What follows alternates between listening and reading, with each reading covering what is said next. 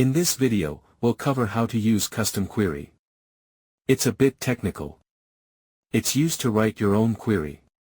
Let's check it out. For custom query ID, you need to write code in themes function file or any code snippet you used. In add filter, first one ID is used in widget. To create custom query, you need to follow this structure.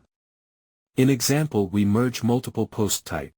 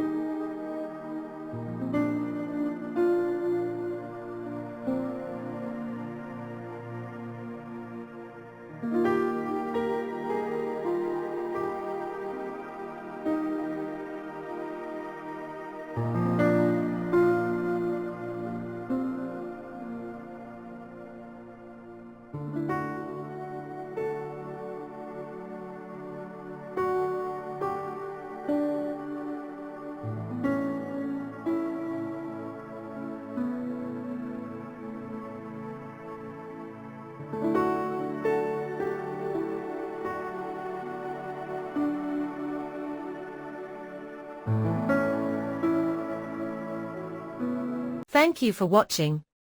Please like, share and subscribe our channel for more video.